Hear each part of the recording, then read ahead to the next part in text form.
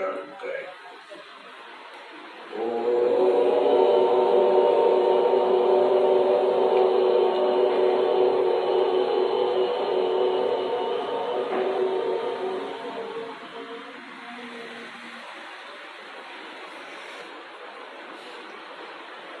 अब शंका समाधान का कार्यक्रम रहेगा।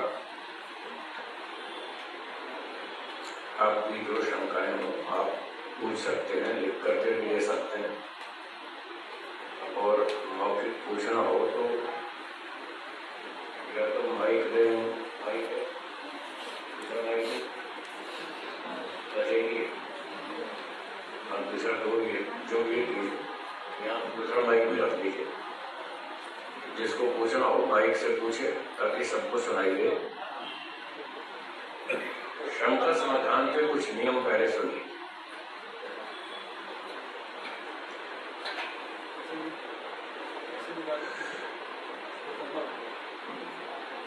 चल रहा है?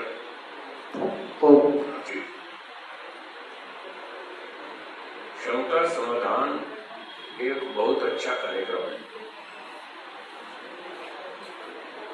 और कठिन कार्यक्रम है।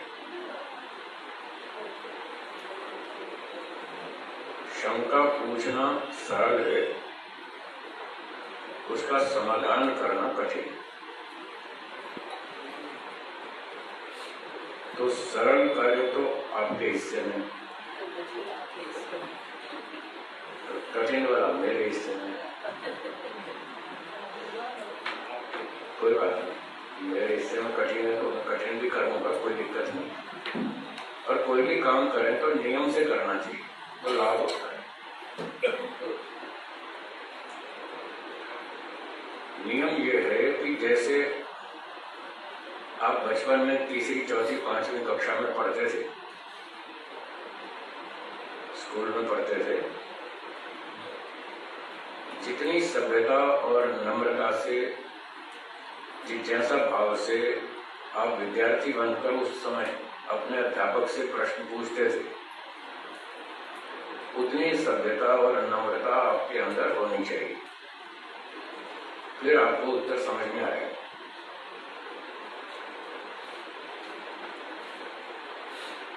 तो सभ्यता से पूछें, नम्रता से पूछें, जिज्ञासा भाव से पूछें, समझने की बुद्धि बनाकर पूछें कि मैं समझना चाहता हूँ, मुझे समझ में नहीं आया, मेरे सामने समस्या की हुई है, मैं इसको सुलझाना चाहता हूँ, इस भाव से पूछें तो आपको उत्तर समझ में आएगा।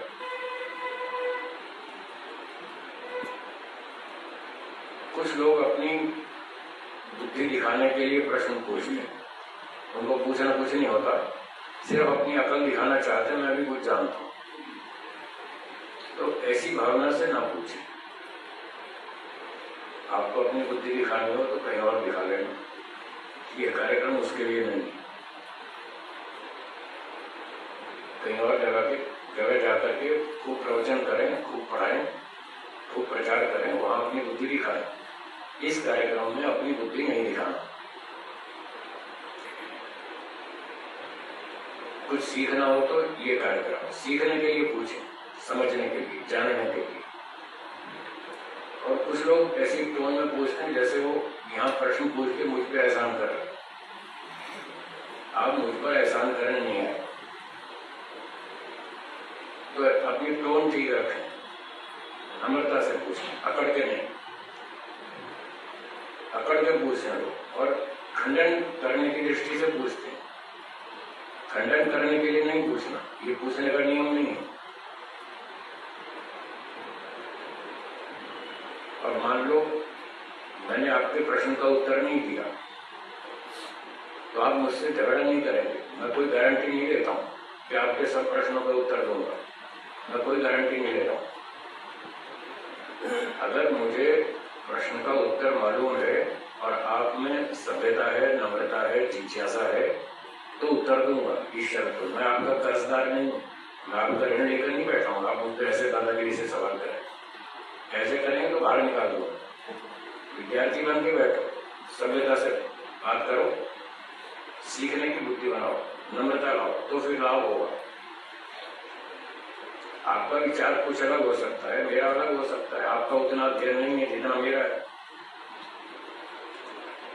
आपका इतना अनुभव नहीं है जितना मेरा है।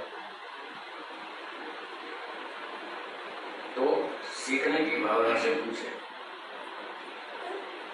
मान लो मैंने उत्तर दिया और आपको समझ में नहीं आया, नहीं जची बात, क्योंकि 20-20 साल से आपके दिमाग में कुछ और बैठा है और मैं उसका खंडन करूंगा कि ये गलत है, तो झगड़ा नहीं करें, चुपचाप उसको सुन लें और उस पर विचार करें।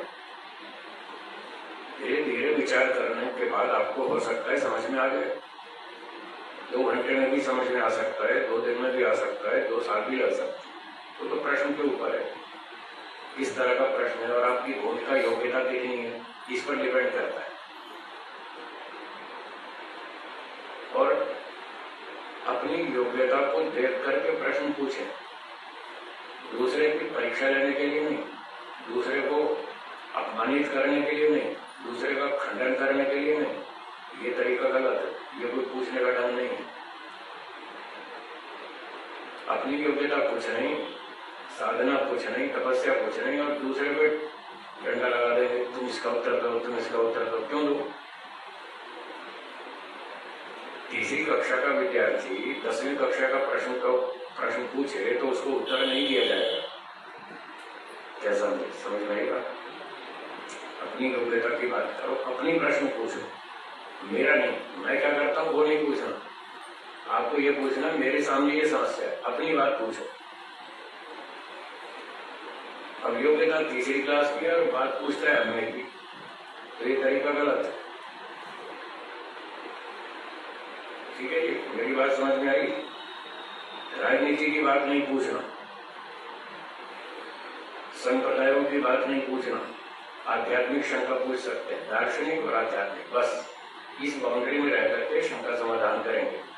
हमारे शिविर का जो विषय है वो दर्शन और अध्यात्म है। बस इस सीमा में रहकर प्रश्न पूछे, अपना भी समय खराब ना करें और दूसरों का भी। देश में ये हो रहा है, वो हो रहा है, किसी और के पास पूछ लेना जाए, ये हमारे शिविर का विषय नहीं, किसी और पंडित से पूछ लेना।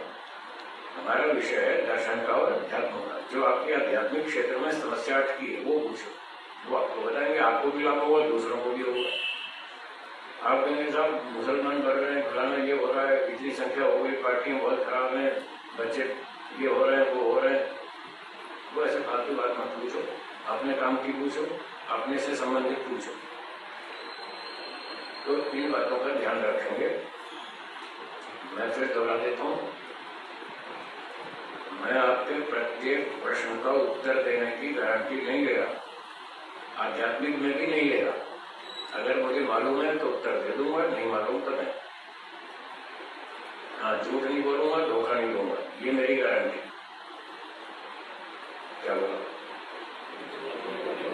झूठ नहीं बोलूंगा, धोखा नहीं दूंगा, मूर्ख नहीं बनाऊंगा, ये मेरी गारंटी। एक गारंटी आप भी दो कि आप झगड़ा नहीं करेंगे। हाँ, समझ में आए तो ठीक, नहीं आए तो चुपचाप शांति बनाए, सबका माहौल खराब नहीं करना, झगड़ा नहीं करना, धीरे धीरे समझ में आ जाएगा। मुख्य बात को समझें, गुण को छोड़ दें। विद्या तो अनंत है, कोई भी सर्वज्ञ नहीं, सारे प्रश्नों को उत्तर कोई भी नहीं दे सकता। तो अनंत विद्या है जो अपने काम की मुख्य मुख्य बातें हैं उन पर हम विचार करेंगे, जो गौण विषय है उसको छोड़ देंगे, फिर कभी देखते रहेंगे। तो इन नियमों का ध्यान रखते हुए शंका समाधान का कार्यक्रम चलाएंगे। ऐसे चलाएंगे तो बहुत लाभ होगा। और जो बातें मैंने बताई उन नियमों का पालन नहीं करेंगे तो फिर हानि होगी। तो हानि नहीं करनी, लाभ के लिए बैठे। मेरे पास जो प्रश्न आए हैं उनका उत्तर देने का प्रयास करता हूँ। पूज्य स्वामी जी, चरण स्पर्श नमस्ते। आपने सत्य की खोज नामक पुस्तक में पृष्ठ 12 पर लिखा है कि 16 पदार्थों के तत्व ज्ञान से मोक्ष प्राप्त होता है। फिर पृष्ठ संख्या 15 में लिखा है कि 12 प्रमेय को जाने बिना मोक्ष प्राप्त नहीं होगा। और योग दर्शन कहता है कि अष्टांग योग से मुक्ति प्राप्त की जा सकती है। कृपा कर संशय निवारण करें। तो 12 पृष्ठ पर लिखा है 16 पदार्थों का तत्व ज्ञान होगा तो मोक्ष होगा। ठीक है। पृष्ठ 15 पे जो 12 प्रमेय लिखे हैं, ये 12 प्रमेय 16 पदार्थों में से दूसरे नंबर पे। 16 पदार्थों का ज्ञान से मोक्ष होगा। 16 में प्रमेय है या नहीं? तो प्रमेय की वैरायटी है 12, तो सारी जाननी पड़ेंगी, उससे बाहर का, उससे विरोध कुछ भी नहीं। तो जब ये प्रमाण प्रमेय 16 पदार्थों का तत्व ज्ञान हो जाएगा, फिर आगे का कार्यक्रम योग दर्शन बताएगा। ये तो उसकी भूमिका है। सुबह मैंने बताया था शुद्ध ज्ञान, शुद्ध कर्म, शुद्ध उपासना से मोक्ष होता है। तो न्याय दर्शन के 16 पदार्थों से हमारा ज्ञान शुद्ध हो जाएगा। तत्व ज्ञान हो रहा है 16 पदार्थों के तत्व ज्ञान से। ये जो तत्व ज्ञान है इसी का नाम शुद्ध ज्ञान। तो ये तो शुद्ध ज्ञान वाला क्षेत्र पूरा हुआ। अब आगे शुद्ध कर्म और शुद्ध उपासना, वो फिर अष्टांग योग में आएगा। अष्टांग योग में यम नियम ये शुद्ध कर्म, और आसन प्राणायाम ध्यान समाधि ये उपासना। तो तीनों में कोई विरोध नहीं है। ये तीनों बातें जो आपने पूछी, ये ज्ञान कर्म उपासना के अंतर्गत है तीनों। पहले सत्य की खोज करेंगे, सत्य को जानेंगे हम, उससे हमारा ज्ञान शुद्ध हो जाएगा, ये काम पूरा होगा। बाकी का फिर आगे अष्टांग योग से होगा। यम नियम वो कर्म है, और समाधि ध्यान उपासना वो उपासना कहलाती। इस तरह इनमें कोई विरोध नहीं।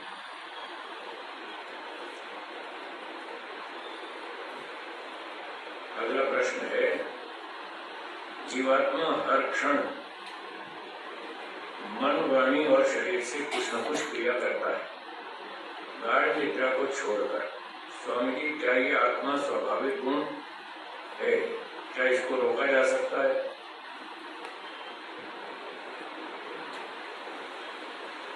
तो जीवात्मा हर क्षण कुछ न कुछ क्रिया करता रहता है मन, वाणी, शरीर से, ये उसका स्वभाव है, इसको रोका नहीं जा सकता।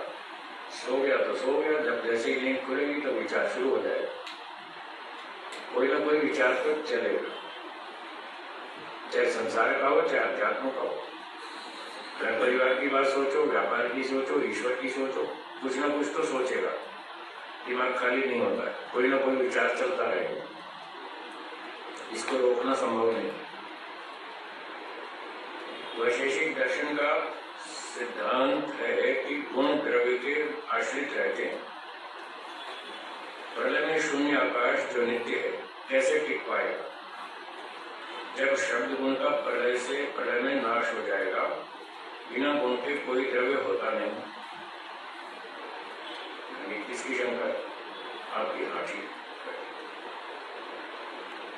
तो आकाश में और भी गुण है, शब्द एक गुण है विशेष, कुछ सामान्य गुण भी है उसमें। जब प्रलय हो जाएगी तो शब्द गुण नहीं होगा, तब संख्या गुण होगा। संख्या, परिमाण, पृथक्त्व, ये तीन तो तब भी रहेंगे, और सहयोग विभाग वो भी रहेगा। तो ये 5 गुण ऐसे हैं जो सदा रहते, हर वस्तु में होते हैं। साकार हो चाहे निराकार हो, 5 गुण सब में होते हैं। तो द्रव्य इन 5 गुणों के सारे रहेगा। देखो, शब्द तो अनित्य है, जब होगा तो होगा, नहीं होगा तो नहीं होगा, और वो द्रव्य टिका रहेगा अपने अन्य गुणों के सारे से। वैशेषिक दर्शन में 9 द्रव्यों को नित्य मानता है। वैशेषिक दर्शन 9 द्रव्यों को नित्य मानता है, लेकिन सांख्य और योग 5 भूतों और मन को अनित्य तथा काल, दिशा, आत्मा को नित्य अनादि मानता है। ये वैशेषिक में और सांख्य में टकराव जैसा लगता है।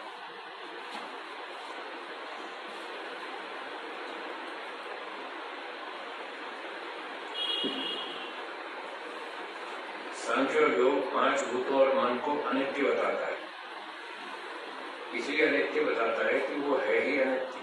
5 भूतों की उत्पत्ति हुई, तन्मात्राओं से उत्पत्ति हुई तो अनित्य हो गई, और मन की उत्पत्ति हुई अहंकार से, सांख्य में, वो अनित्य हो गया, प्रलय में टूटेगा, ठीक हो गया। अब दिशा, काल, आकाश ये तो नित्य है ही, सांख्य भी मानता है, वैशेषिक योग सारे मानते हो, तो नित्य तीन प्रकार।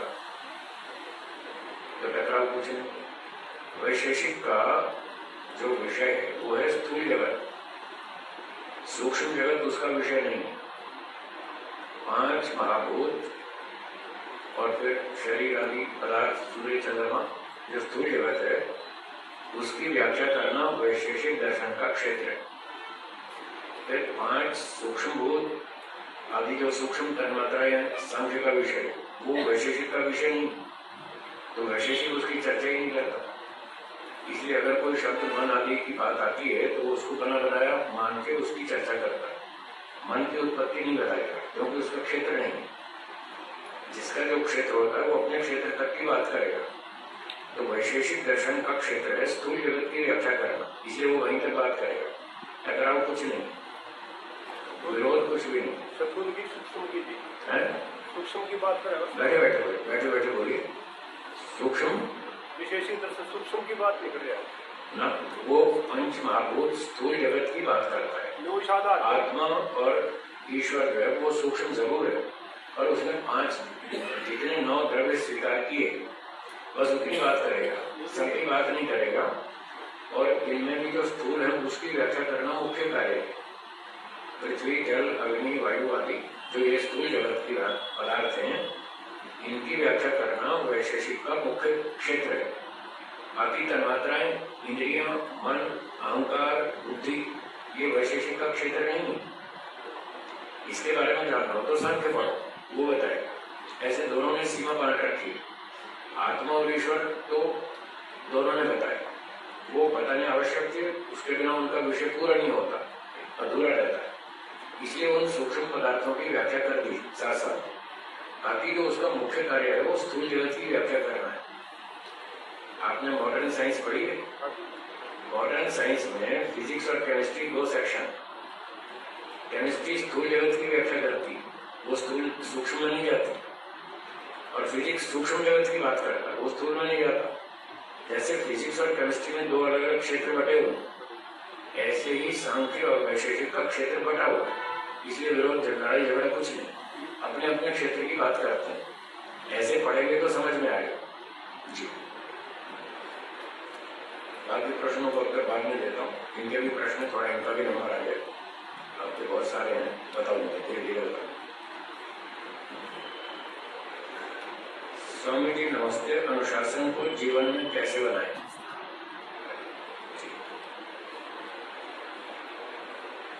कैसे बढ़ाएं? यहाँ शिविर से जाने के बाद गुरुकुल के अनुशासन की निरंतरता बनी रहे, उसके उपाय बताएं। इसका प्रश्न नीचे नाम भी लिख दिया है। प्रश्न लिखने वाले अपना नाम अवश्य लिखें। जब अध्यापक को पता ही नहीं विद्यार्थी कौन है तो उत्तर किसको दे रहा हूँ, अपना नाम तो लिखें। मुझे कोई शंका पूछनी हो तो मैं उससे पूछ तो सकूं, भाई ये किसने प्रश्न लिखा है। कोई बीच में और स्पष्टता के लिए कोई बात पूछनी हो तो उससे पूछ सकूं, और फिर उसकी ओर देख करके उसको उत्तर दूं तो ज्यादा समझ में आए। और सवाल आपने पूछा, मैं उत्तर दे रहा हूँ इन लोगों को, तो उतना मजा नहीं आएगा ना। तो अपना नाम जरूर लिखें। तो अनुशासन बनाए रखने के लिए, कोई भी काम करने के लिए संकल्प चाहिए।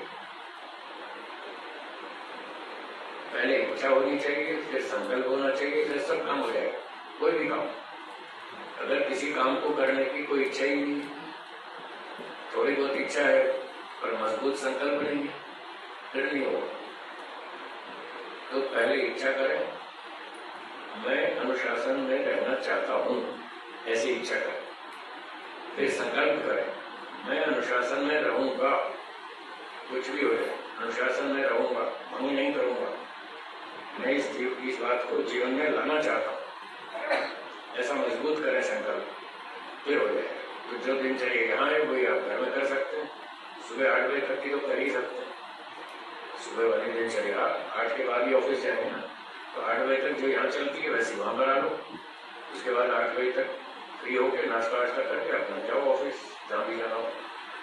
शाम को 6-7 बजे तक घर लौट आएंगे, आगे मुँह धो के फ्रेश होकर थोड़ा ध्यान कर लें, फिर खाना खा लें। इस तरह से कर सकते हैं।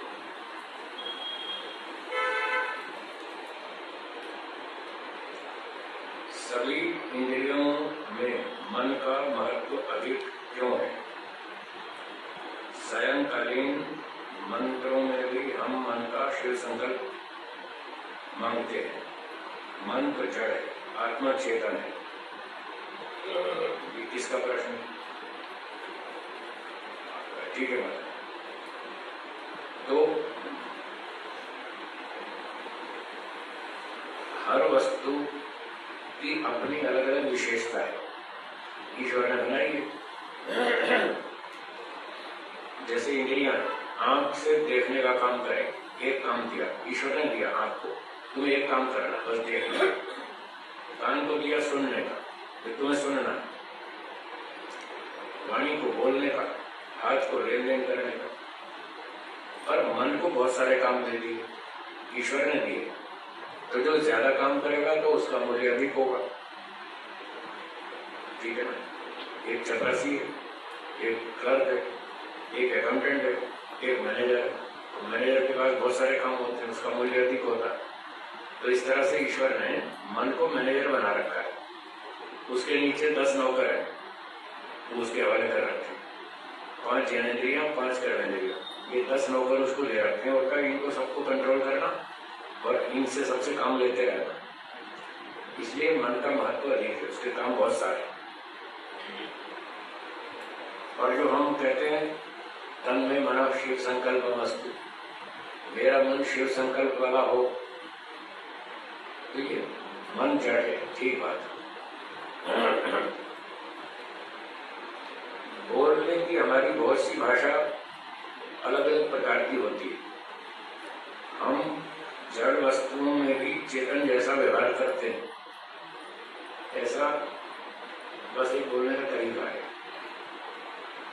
तो ये वेद का मंत्र है, तन में मना शिव संकल्प मस्तु। तो वेद में भी ऐसी भाषा है और हमारे व्यवहार में भी है। जब आप दिल्ली से ट्रेन में आते हैं, ट्रेन पहुंच गई बहादुरगढ़, तो वहां उतरने वाली सवारी क्या कहती है? उतरो उतरो, बहादुरगढ़ आ गया। बहादुरगढ़ आया था या ट्रेन आई थी? फिर आप क्यों बोलते हैं बहादुरगढ़ आ गया? आप भी तो बोलते हैं। तो ऐसे बोलने की बहुत सारी भाषा होती है हमारी, उसका भाव कुछ और होता है। भाव को ठीक से समझना चाहिए। जब आपको टैक्सी पकड़नी हो तो आप आवाज लगाते हैं, टैक्सी। टैक्सी सुनती है, फिर आप टैक्सी बोल रहे, टैक्सी। और रिक्शा, तो रिक्शा नहीं सुनती, फिर भी आप बोलते हैं रिक्शा। आपका अभिप्राय रिक्शा से नहीं है, रिक्शा ड्राइवर से, जो आपने बोला उसका ध्यान आकर्षित करना, वो आपकी ओर देखे और आप उससे अगली बात करें। इसलिए संक्षेप से टैक्सी ड्राइवर नहीं बोलते, टैक्सी बोल देते, ताकि उसका ध्यान हमारी तरफ हो जाए। फिर हम अगली बात कर लेंगे तो करनी। तो इस तरह से बोलने की अलग अलग भाषा होती है। एक व्यक्ति गया गेहूं पिसवाने चक्की पे, अब पिसवा लिए, जब आ रहा था तो किसी ने पूछा, भाई कहाँ से आ रहा? बोला आटा पिसा के आ रहा हूँ। आटा पिसाया या गेहूं पिसाया? अब बोलते आटा पिसा के।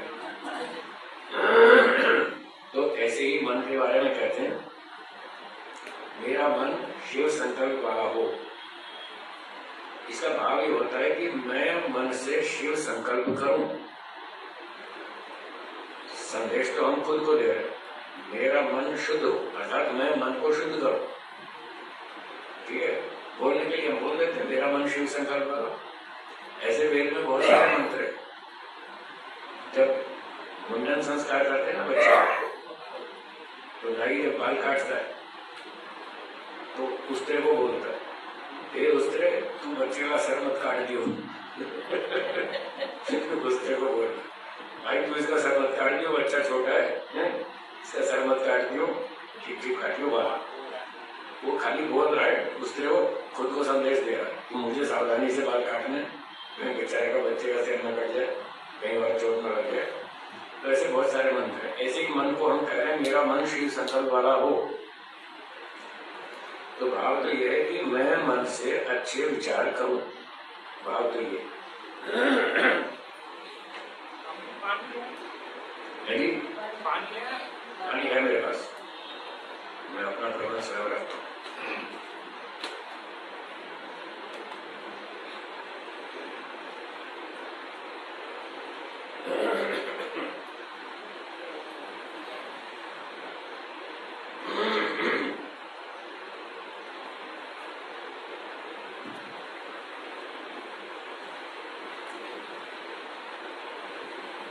मोक्ष के साधन कितने हैं, अनुबंध को उदाहरण सहित समझना चाहता हूँ।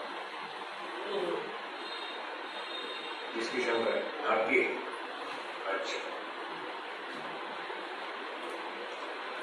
तो मोक्ष के साधन बहुत सारे हैं, अलग अलग तरीके से अलग अलग जगह पर बताए। जो आपने अनुबंध पूछा है, तो 4 अनुबंध हैं। 4 ही ना?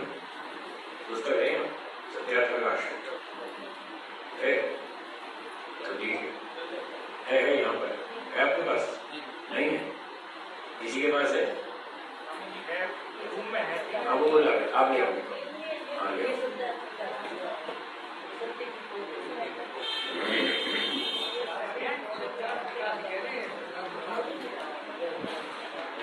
तब तक और प्रश्न को देखता हूँ। क्या मृत्यु के बाद तुरंत जीवात्मा जन्म ले लेती है? जी हाँ। किसकी शंका है? आपकी? हाँ ठीक। मृत्यु के बाद आत्मा शरीर छोड़ देता है तो बेहोश हो जाता है। बेहोश होते ही ईश्वर उसको अपने कंट्रोल में कर लेता है।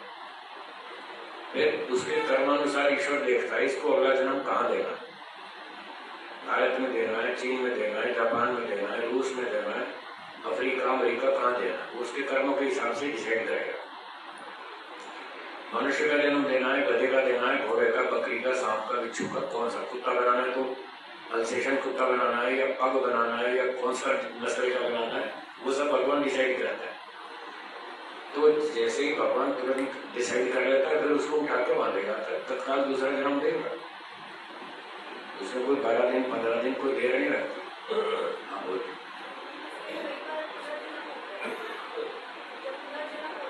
नहीं है क्या कह रहे?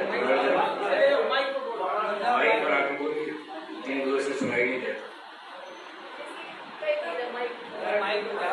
माइक से बोलो, सबको सुनाई। नमस्ते स्वामी जी। जैसे कई बार पुनर्जन्म होता है तो वही पता चलता है कि वही आत्मा आई है, क्योंकि वो कुछ या तो कोई संकेत देते हैं या अपने पुनर्जन्म की बातों को बताते हैं, ऐसा था ऐसा था ऐसा था। बट उसमें ना कई बार समय होते हैं कि 4 साल 5 साल का गया। हाँ, 14 महीने बाद, 15 महीने बाद। तो उस समय में वो आत्मा किसी और योनि में होती है या फिर कहीं सूक्ष्म रूप में या कुछ ऐसा कुछ। वो जो पिछले जन्म की बात बताते हैं, हम तो उसको झूठ मानते, हम उसको सच नहीं मानते। क्योंकि स्वामी दयानंद जी ने सत्यार्थ प्रकाश में लिखा है, पूर्व जन्म की बात कोई याद करना भी चाहे तो नहीं कर सकता। क्या बोला? पर स्वामी जी एक ये जो कथा कहानी किससे आपने सुनी है ना? नहीं, मतलब मेरी मौसी है।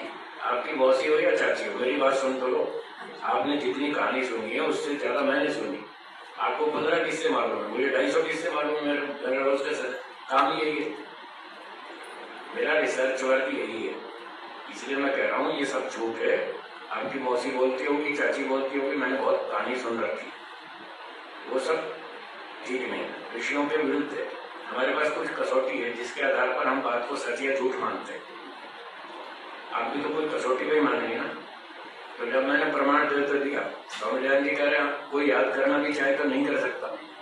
अब मैं मौसी की बात ऊंची मानूं या स्वामी दयानंद जी? वो तो ठीक है, किसकी बात ऊंची मानूं? चलो स्वामी दयानंद जी की बात ऊंची तो है। वो कह रहे पिछली बात को याद कर ही नहीं सकता, बात खत्म हो गई। एक है ना, आर्य समाज के ही मतलब ऋषि रहे, आचार्य रहे, कृष्ण जी के बारे में, कृष्ण दत्त जी, कृष्ण दत्त जी, ब्रह्मचारी कृष्ण दत्त। हाँ, ब्रह्मचारी कृष्ण दत्त जी के बारे में, जैसे उनको समाधि लगती थी, उनके जो ये जन्म था उनका, उनके अनुसार तो उनके ऐसे कोई कर्म नहीं थे, ठीक है, परंतु बट उनको उनके पुनर्जन्म के अनुसार उनको समाधि लगती थी और उनको याद भी आता था। वो बताते भी थे कि भाई उसमें जैसे उन्होंने कभी ये कहा अपने मुंह से कि मैं श्रृंगी ऋषि की आत्मा हूँ? उन्होंने स्वयं कभी कहा?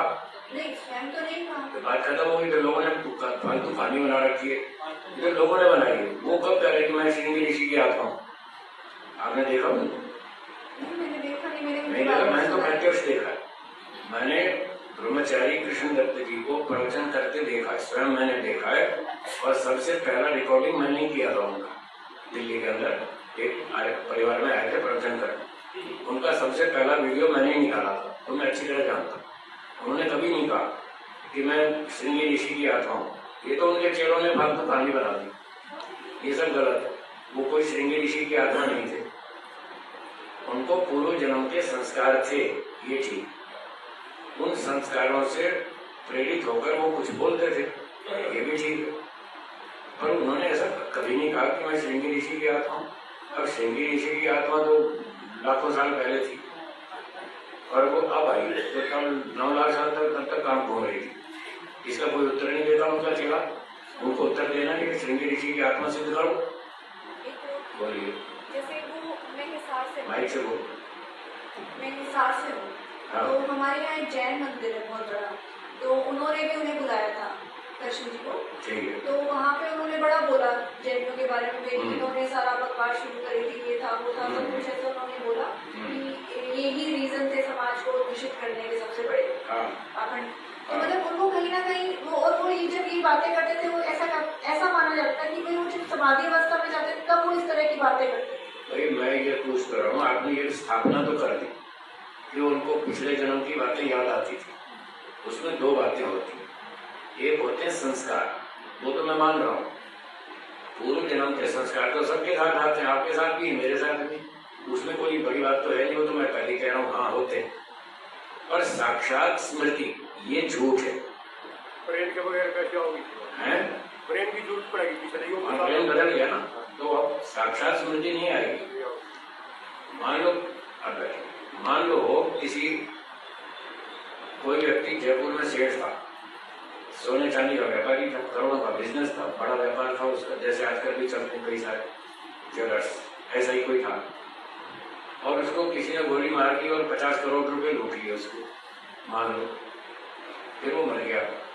अब उसका दूसरा जन्म हो गया। 6-8 साल की उम्र में उसको याद आ गया, अरे मैं तो पिछला जयपुर का व्यापारी हूँ, सोने चांदी का, मुझे तो मार दिया था किसी ने, गोली मार दी, मेरे 50 करोड़ रुपए लूट लिए। अचानक उसको याद आ जाए तो उसको रात को नींद आएगी जब तक वो उससे बदला नहीं ले ले। उसको नींद आएगी? वो पिस्तौल लेके ढूंढेगा, कहाँ है नालायक जिसने मुझे गोली मारी थी, पहले उससे बदला लूंगा, तब नींद आएगी। तो एक को याद आएगा तो फिर दूसरे को भी आना चाहिए, फिर तीसरे को भी, फिर सबको आना चाहिए। फिर सबको याद आएगा तो सारे पिस्तौल लेके घूमेंगे, कोई भी किसी को मार देगा। बताओ कैसे जिएंगे आप? ना तो आपको नींद आएगी रात को, जीना आराम हो जाएगा, पिस्तौल डंडे ले लेके घूमेंगे सब अपने दुश्मनों को ढूंढने के लिए, जिसने मुझे मारा था सबसे बदला लेंगे, तो आपका जीना मुश्किल होगा। इसलिए ईश्वर ने व्यवस्था बनाई, ये जानबूझ के बनाई। ये भी लिखा है, ये मेरे पास पुस्तक है, अभी पढ़ के सुना देता हूँ आपको, इसी में लिखा है।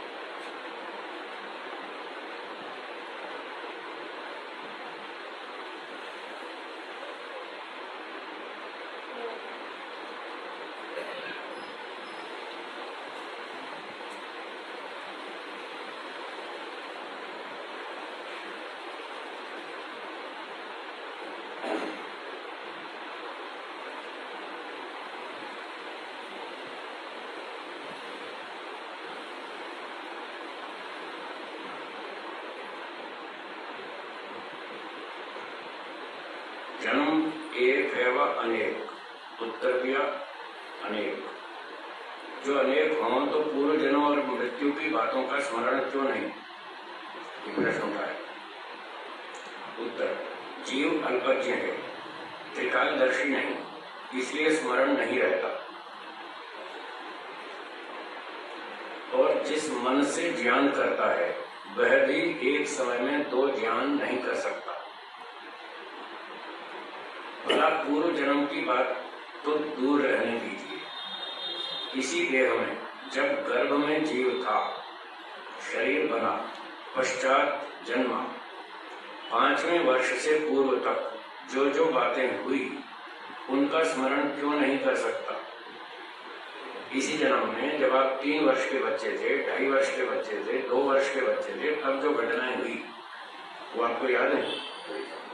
क्यों याद नहीं कर सकते? ये तो इसी जन्म की बात है। 5 साल से कम उम्र की घटनाएं जो भी होती हैं वो लगभग सभी लोग भूल जाते हैं, इसी जन्म की। तो ये कहते हैं जागृत व स्वप्न में बहुत सा व्यवहार प्रत्यक्ष में करके जब सुषुप्ति अर्थात गाढ़ निद्रा होती है तब जागृत आदि व्यवहार का स्मरण क्यों नहीं कर सकता। कल जो दिन में घटनाएं हुई थी, रात को जब आप सो गए, सोते समय 6 घंटे में, तब आप याद कर लेंगे। निद्रा काल में दिन भर की घटनाओं को आप याद कर लेंगे। अब क्यों नहीं याद हो रहा? आज ही की घटना आज ही रात को याद नहीं आ रही। और तुमसे कोई पूछे कि 12 वर्ष के पूर्व 13वें वर्ष के 5वें महीने के 9वें दिन 10:01 में तुमने क्या किया था? तुम्हारा मुख, हाथ, कान, नेत्र, शरीर किस ओर था, किस प्रकार का था? उत्तर में था या दक्षिण में था? बताओ, किसी को याद आएगा? और मन में क्या विचार था? जब इसी शरीर में ऐसा है तो पूर्व जन्म की बातें याद करना, स्मरण करना, ये स्मरण में शंका करनी केवल लड़केपन की बात, बच्चों वाली बात। कि पिछले जन्म की बातें याद आती तो बच्चों जैसी बात, इसी जन्म की भूल जाते। 1 महीना पहले दोपहर में क्या सब्जी खाई थी याद है? 1 सप्ताह पहले की भी भूल जाते। तो फिर और जो स्मरण नहीं होता इसी से जीव सुखी है। अब सुनिए ध्यान से, जो स्मरण नहीं होता इसी से जीव सुखी है, नहीं तो सब जन्मों के दुखों को देख देख कर दुखी होकर मर जाता। जो कोई पूर्व और पीछे जन्म के वर्तमान को जानना चाहे तो भी नहीं जान सकता। अब बताओ कितना साफ लिखा। अब तो सारे अपवाद भी खत्म हो गए। कोई जानना भी चाहे तो भी नहीं जान सकता, क्योंकि जीव का ज्ञान और स्वरूप अल्प है। यह बात ईश्वर के जानने योग्य है, जीव के नहीं।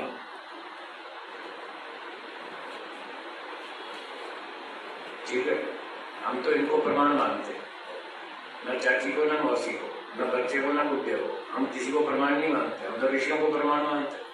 जिसकी बात ऋषियों के विरुद्ध है हम उसको नहीं सुनते, हम उसको नहीं मानते। हाँ जी, ये स्वामी जी, ऋषियों की बात आप जैसा कोई नहीं मानता है। हाँ तो विद्वानों को मानते हैं। ठीक है। जैसे आचार्य लेकर ये बोलते हैं। हाँ कोई कोई लाने को 27 याद है काम होता है ना। हाँ वहाँ पर भी लिखा हाँ। है तो मानना आगे, बट कोई लाने के आता है, इसलिए ऋषियों पर हमारी जब व्यवस्था नहीं तो हमें ऋषियों को जाने अब विद्वानों की सुनिए। आप जो विद्वानों की बात मानते, जो ऋषि नहीं बने उनकी मानते, मानते हो? मैं तो नहीं मानते। आप जो मानते हैं वो गलत है। हाँ, आप जो मानते हैं ना सामान्य विद्वानों की बात है, वो गलत है, वो प्रमाण कोटि में नहीं है। अभी जो सुबह हम न्याय दर्शन की बात कर रहे थे उसमें आप तो उपदेश शब्द प्रमाण, आप तो व्यक्ति का वचन शब्द प्रमाण होता है, तो वो आपकी कोटि में नहीं है तो हम उसको प्रमाण नहीं मानते। आप मानते रहो। आपको जब मानना ही अपनी बात है तो फिर पूछने का कोई मतलब नहीं, फिर पूछ क्या रहे हो? जब आप पहले ही जानते हैं तो सबका समय क्यों खराब कर रहे हो पूछ के? अगर आप पूछना चाहते हैं तो जो मैंने उत्तर दिया उसको चुपचाप मान लो। ये बात है प्रभु जी। हाँ। बात ये है जैसे आप जैसे मैंने कहा वो बिरले ही है। हाँ या तो सारे विद्वान वैसे करते हैं। हाँ, तो डॉक्टर भी तो सारे ही हैं। डॉक्टर भी तो कोई बिरले ही होते हैं जो अच्छा बताते हैं। बहुत सारे डॉक्टर भी गड़बड़ करते हैं, कोई बात नहीं। और लोग जो बताते हैं उनकी भी सुन लो, जो मैं कहता हूँ मेरी भी सुन लो। फिर बुद्धि आपके पास है, अपने आप निर्णय कर लेना कौन ठीक बोल रहा है। तो अब जी आप अपनी कहा आप ऋषियों की कहे सारी बात। मैं तो ऋषियों की कहता हूँ, अपनी कहता नहीं, दूसरे की सुनता नहीं। ध्यान रखो, दूसरे की फालतू बात नहीं सुनता। ऋषियों का प्रमाण बात करो तो हम खूब सुनेंगे, ऐसे अप्रामाणिक बात करोगे तो हम नहीं मानेंगे। अच्छा, अब 4 अनुबंध की बात करें।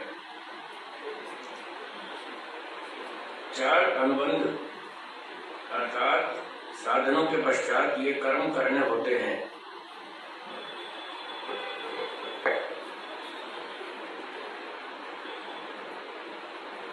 इनमें से जो एक पहला है अधिकारी। अनुबंध में पहला अनुबंध है अधिकारी। जो इन 4 साधनों से युक्त पुरुष होता है, जो 4 साधन पीछे बताए मोक्षत्वादी, इन 4 साधनों से युक्त जो पुरुष होता है वो मोक्ष का अधिकारी होता है। तो एक तो ये अधिकारी हो गया, ठीक है। दूसरा है संबंध। ब्रह्म की प्राप्ति रूप मुक्ति प्रतिपाद्य विषय, एक तो प्रतिपाद्य विषय, ठीक है। और वेद आदि शास्त्र प्रतिपादक। प्रतिपाद्य कहते हैं सब्जेक्ट मैटर, प्रतिपादक वो पुस्तक जो उस सब्जेक्ट को बताती है, समझाती है। विषय ब्रह्म हो गया विषय, प्रतिपाद्य ये है विषय ब्रह्म। ब्रह्म का प्रतिपादन कौन करेगा? वेद। वो जो वेद पुस्तक है वो है प्रतिपादक। क्या है बोलिए? दो चीज हो गई, एक प्रतिपाद्य और दूसरा प्रतिपादक। प्रतिपाद्य जिसका प्रतिपादन करना है, जिसकी व्याख्या करनी है, वो है विषय, वो है ब्रह्म ईश्वर। और उसकी व्याख्या करने वाला शास्त्र है वेद, उसको बोलते हैं प्रतिपादक। तो ब्रह्म और वेद, प्रतिपाद्य और प्रतिपादक का संबंध है। इस संबंध को जानना, ये दूसरा अनुबंध है, संबंध। अब लोग मोक्ष में जाना चाहते हैं तो पढ़ते हैं इतिहास की पुस्तक, धर्म की पुस्तक नहीं पढ़ते। धर्म को जानना चाहते हैं, पढ़ते हैं इतिहास की पुस्तक। कोई धर्म को जानना चाहे और इतिहास की पुस्तक पढ़े तो क्या वो धर्म का इतिहास की पुस्तक से संबंध है? नहीं। सीखना चाहता है संगीत और पढ़ता है किताब मैथमेटिक्स की। संगीत का मैथ्स की पुस्तक के साथ कोई संबंध है क्या? तो लोग मोक्ष में जाने के लिए गीता पढ़ते हैं, उनको पता ही नहीं गीता से मोक्ष नहीं होता। गीता मोक्ष की पुस्तक नहीं है।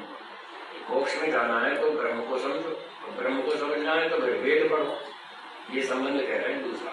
गीता भी इतिहास जैसे ब्रह्म प्रतिपाद्य विषय है, उसका प्रतिपादक है वेद। तो अगर आपको ब्रह्म को समझना है, मोक्ष में जाना है तो वेद पढ़ो। गीता पढ़ने से मोक्ष नहीं होगा, वेद पढ़ने से होगा, क्योंकि ब्रह्म का जो संबंध है वो वेद के साथ है। ये संबंध हो गया, ठीक है। आप क्या बोलो? गीता ऐतिहासिक पुस्तक लगे। गीता इतिहास की। हाँ, वो इतिहास की है, उसमें तो हिस्ट्री लिखी है। कौरव पांडवों का युद्ध हुआ, कुरुक्षेत्र में हुआ, तो महाभारत आदि हो तो युद्ध का क्षेत्र हो तो इतिहास की किताब, मोक्ष की नहीं है, अध्यात्म की नहीं है। तीसरा अनुबंध विषयी। सब शास्त्रों का प्रतिपादन विषय ब्रह्म, ये तो है विषय, ठीक है। सब मुख्य मुख्य शास्त्रों का प्रतिपादन विषय क्या है? ब्रह्म। तो ब्रह्म हो गया विषय, और उसकी प्राप्ति रूप विषय वाले पुरुष का नाम विषयी।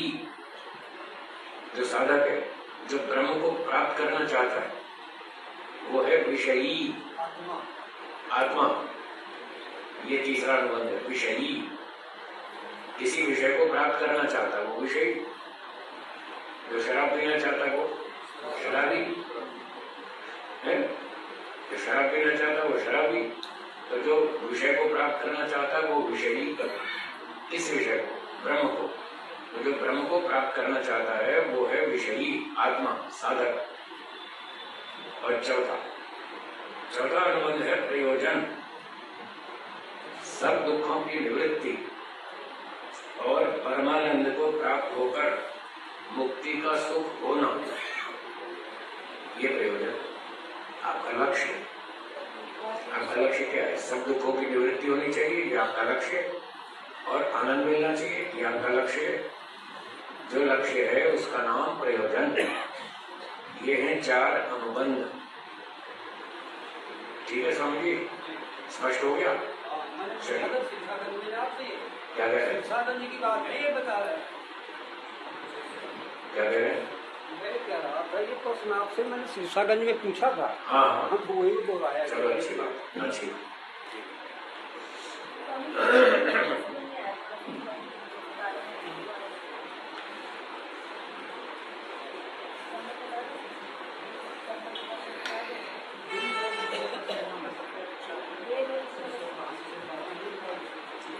अगला प्रश्न है,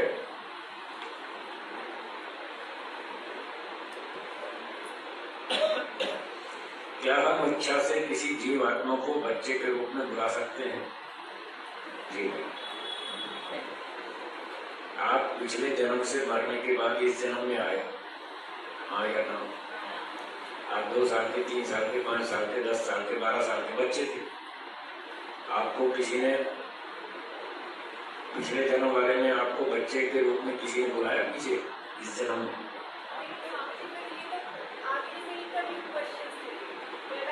मतलब पहली बात खत्म हो गई थी, ये भी खत्म हो गई। बस तो इसलिए मैंने कहा इसको वाइंड अप करो, कहता हूँ।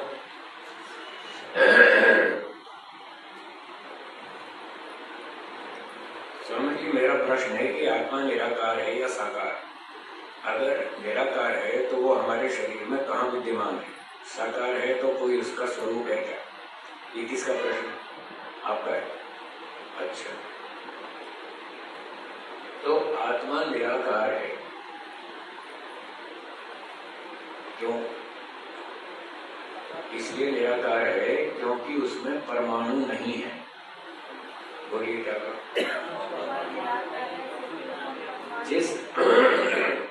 जिस वस्तु में परमाणु नहीं होते वो निराकार होती है। बोलिए बोलिए। जिसमें परमाणु नहीं होते वो निराकार होती है। अब इसको उल्टा कर लो, जिसमें परमाणु होते हैं वो साकार होती है। इसमें परमाणु है, हाँ या ना? तो ये साकार है ना? इसमें परमाणु है, ये साकार है। यहाँ जितनी चीजें साकार दिख रही है सब में परमाणु है।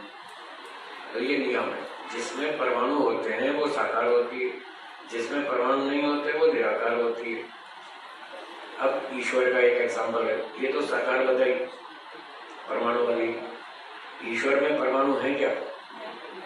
नहीं। ईश्वर साकार है या निराकार? बस बात हमारी सिद्ध हो गई। जिसमें परमाणु होते हैं वो साकार। ये सामने 50 चीजें दिख रही, ये सारी साकार है, इनमें सब में परमाणु। पर जिसमें परमाणु नहीं होते वो निराकार होती है। ईश्वर में परमाणु नहीं है, वो निराकार है। तो आत्मा में भी परमाणु नहीं है, इसलिए आत्मा निराकार है। बोलिए। स्वामी जी, हमारे शरीर में कहाँ विद्यमान है? वो घूमती रहती है, 24 घंटा एक जगह नहीं रहती। उपनिषदों में प्रमाण लिखा है, कभी कंठ में, कभी हृदय में, कभी नाभि में, कभी कान में, कभी आंख में, पूरे शरीर में घूमती रहती है। आप अपने घर में 24 घंटा एक ही कमरे में बैठे रहते हैं या आप घूमते रहते हैं? जैसे आप घूमते रहते हैं वो भी घूमती रहती है, ये उसका घर है। ठीक, चलो। हाँ, कहाँ पर है?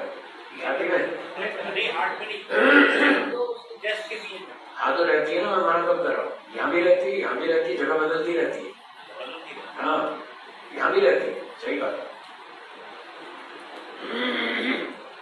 ऐतरेय उपनिषद में लिखा है त्रय अवस्था, जीवात्मा के तीन निवास स्थान, अब उनके नाम नहीं लिखे।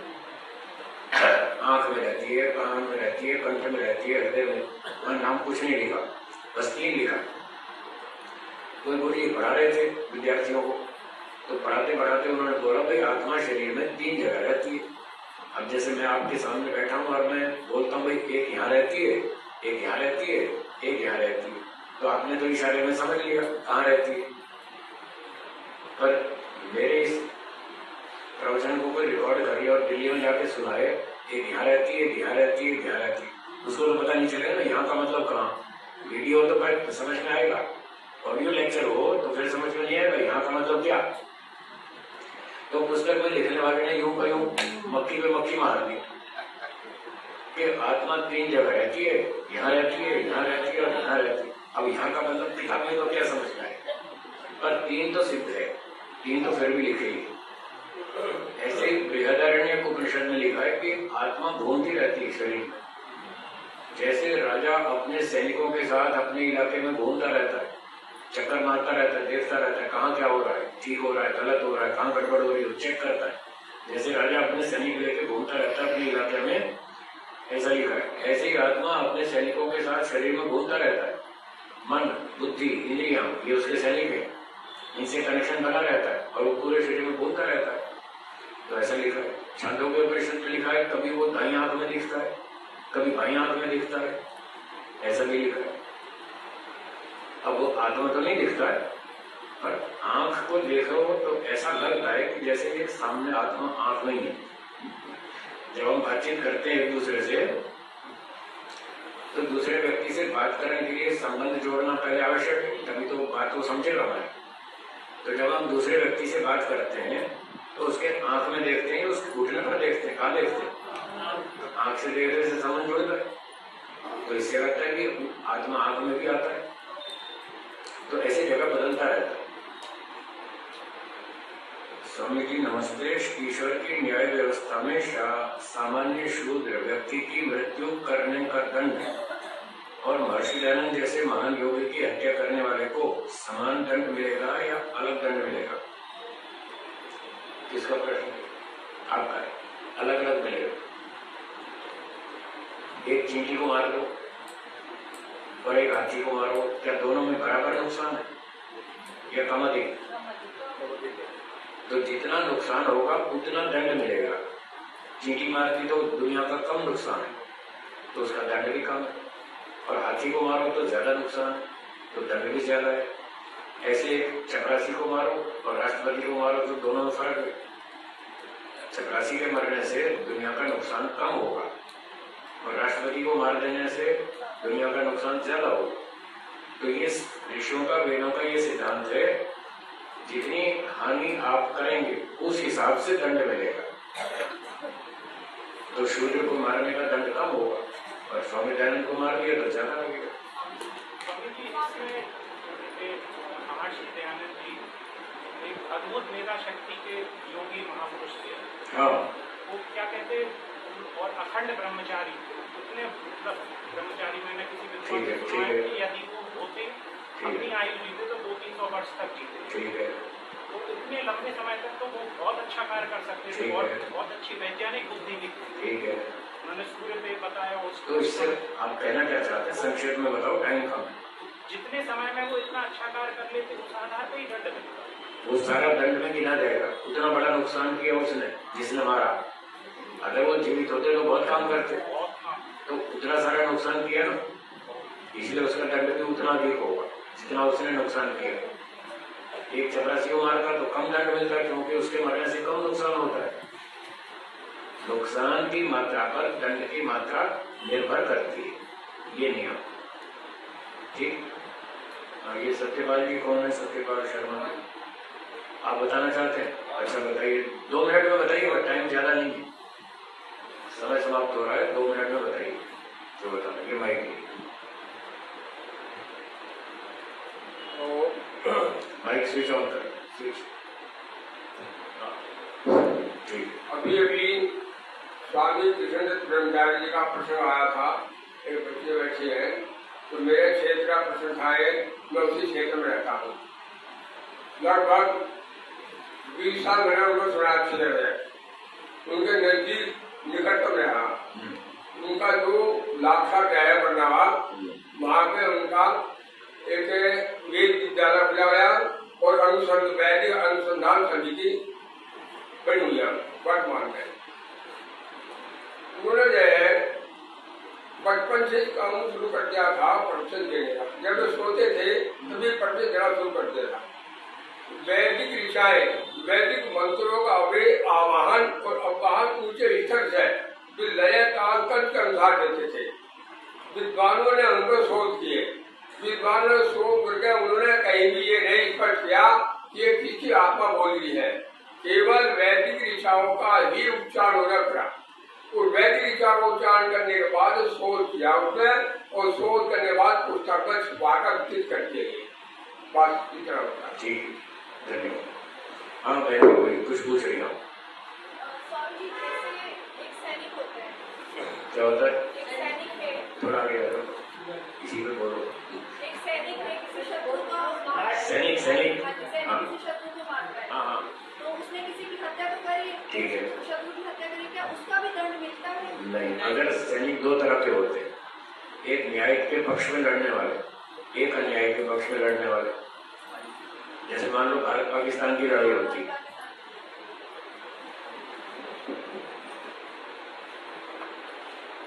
तो दोनों देश तो न्याय पर नहीं है ना, एक न्याय पर एक अन्याय पर। जो सैनिक न्याय के पक्ष में लड़ेगा वो दुष्ट देश वाले सैनिक को मार देगा, तो इसको तो मिलेगा इनाम, दंड नहीं, इनाम मिलेगा। जो न्याय पक्ष में लड़ने वाला सैनिक है उसको तो इनाम मिलेगा, और जो सैनिक अन्याय पक्ष में लड़ रहा है वो अगर मारेगा तो उसको तो दंड मिलेगा, उसको दंड मिलेगा, क्योंकि वो न्याय का विरोधी है। आपको उत्तर मिल गया? जो अन्याय पक्ष में लड़ेगा उसको दंड मिलेगा, जो न्याय पक्ष में लड़ेगा उसको इनाम मिलेगा। बारी बारी से स्वामी जी, पाकिस्तान का भी सैनिक है, हाँ, वो अपनी सरकार के अनुसार या मतलब ड्यूटी के अनुसार चल रहे हैं। हाँ। उसकी ड्यूटी है कि भाई जो भारत वाला है या कोई भी और देश है उसको मारना है, वो उसकी ड्यूटी है। तो मतलब उसका ड्यूटी ना करना, वो अगर दंड ना, यही लोगों के समझने में भूल है।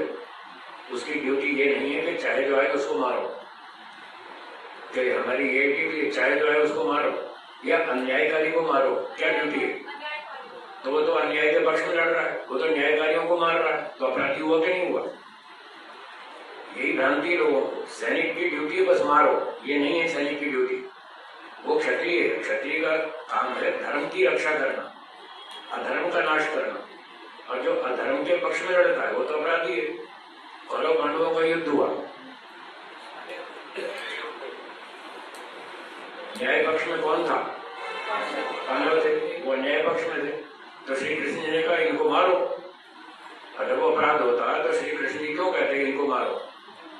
अधर्मी को मारना चाहिए, वेद में लिखा है, अत्याचारी को दंड दो, वो पुण्य है, तभी तो उसको आगे प्रमोशन मिलता है।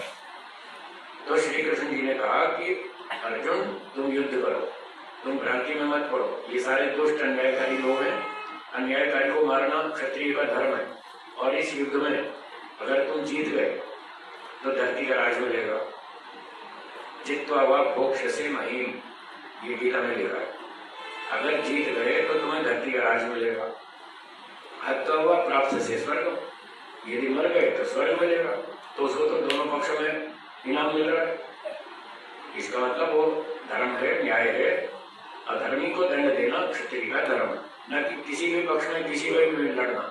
किसी में भी लड़ना न्याय नहीं है उसका, वो उसका धर्म नहीं है। अब उत्तर ठीक हो गया? हाँ जी, क्या पूछ रहे? ये पूछना है कि वो जो सैनिक लड़ रहा है न्याय के लिए, वो तो राजा के आप कैसे लड़ रहा है? हाँ, तो उसको ये चुनाव करना पड़ेगा ना कि मैं न्यायकारी राजा की सेना में जाऊं या अन्यायकारी राजा की सेना में जाऊं। किसकी सेना में जाना चाहिए? आगे समझ रिजाइन करो, बिल्कुल करना चाहिए कि मैं अन्याय के पक्ष में नहीं लड़ूंगा, वही फैसला हो जाएगा। बिना फोन खराबा किए वही फैसला हो जाएगा। क्यों हम घर लड़ रहे हो? पहले ही तुम्हें बताएगी अन्यायकारी, ये न्यायकारी देश है और हम अन्याय कर रहे हैं इस पर, तो वही रिजाइन करो, बात खत्म हो जाएगी। जैसे स्वामी जी विभीषण ने किया ना, उसको छोड़ दिया ना रावण को। ऐसे करना चाहिए, उसने छोड़ दिया, मैं क्या न्यायकारी राजा के पक्ष में नहीं लड़ूंगा, ऐसे करना चाहिए। चलिए समय समाप्त हो गया। बंधुओं, यदि आप संस्कृत सीखने की ऑनलाइन कक्षा में जुड़ना चाहते हैं, अर्थात घर बैठे ही ऑनलाइन माध्यम से संस्कृत बोलना सीखना चाहते हैं, तो आप हमें दिए गए नंबर पर व्हाट्सएप करें अथवा कॉल करें। हम आपको संस्कृत की ऑनलाइन कक्षाओं में जोड़ लेंगे, वहाँ पर आप संस्कृत बोलना सीख सकते हैं। यदि आप संस्कृत सीखने की कोई अच्छी पुस्तक खोज रहे हैं तो भी आप हमें दिए गए नंबर पर व्हाट्सएप करें, हम आपको संस्कृत सीखने की एक अच्छी पुस्तक उपलब्ध कराएंगे।